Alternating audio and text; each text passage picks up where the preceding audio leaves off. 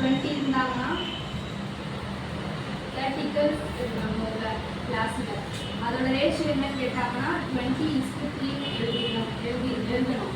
அடுத்து இதை கேன்சல் பண்ண முடியல, கேன்சல் பண்ண 0 கேன்சல் ஆகிடுமா, லாஸ்ட்டாக 3:2:3 வரணும். இதோட மீனிங் என்னன்னா இந்த கிளாஸில் ஒவ்வொரு 2 பாய்ஸ்க்கும் 3 கேர்ள்ஸ் இருக்காங்க அப்படின்னு ஏதாச்சும் அதுதான் இதோட மீனிங். 2 பொருளை கம்பேர் பண்ண, இல்லைன்னா அதுக்கு மேற்பட்ட 3 பொருள் 4 பொருள் இந்த மாதிரி எத்தனை பொருள் வேணும் பொருள் ஏதாச்சும் ஒரு விஷயத்தை கம்பேர் பண்ணுறது தான் ரேஷியோ.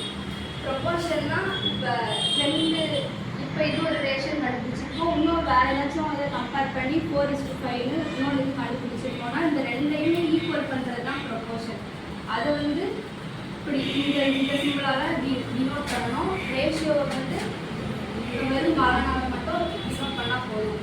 ரேஷியோவில் நிறைய டைப்ஸ் இருக்குது. டூப்ளிகேட், ட்ரிப்ளிகேட், சப்ட்ரிப்ளிகேட், அப்புறம் இன்வர்ஸ் காம்பவுண்ட் இருக்குது.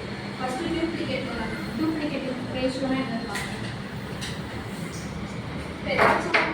சும்மா எக்ஸாம்பிளுக்கு 2:3 கொஸ்டின் கொடுத்துட்டாங்க. டூப்ளிகேட் ரேஷியோ கேட்டாங்கன்னா சாதாரணமாக இதை ஸ்கொயர் பண்ணால் போதும்.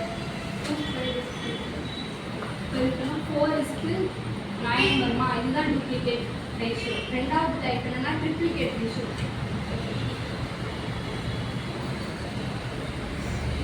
ட்ரிப்ளிகேட்னா கியூப் பண்ணணும்.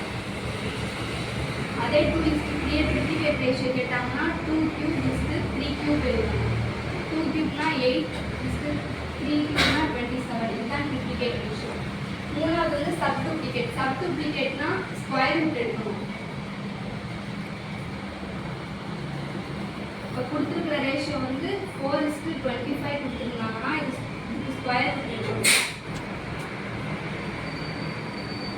எடுத்தால் √4 2, √25 5. இப்படி ஸ்கொயர் ரூட் கண்டுபிடிக்கிறது தான் சப்டூப்ளிகேட். சப்ட்ரிப்ளிகேட்னா கியூப் ரூட் எடுக்கணும். கொடுத்துருக்கிற ரேஷியோ 8:27 கொடுத்துருந்தாங்கன்னா இதுக்கு கியூப் ரூட் எடுக்கணும். கியூப் ரூட் ஆஃப் 8 2வா,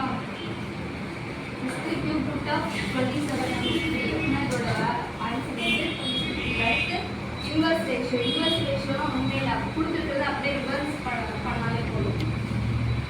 2:3 கொடுத்துருந்தாங்கன்னா அதை இன்வர்ஸ் ரேஷியோ கேட்டாங்கன்னா அதை அப்படியே மாற்றி போட்டால் 3:2. அடுத்து காம்பவுண்ட் ரேஷியோனா 3 ரேஷியோ கொடுத்துருக்காங்க. இப்போ காம்பவுண்ட் ரேஷியோ எப்படி கண்டுபிடிக்கிறது,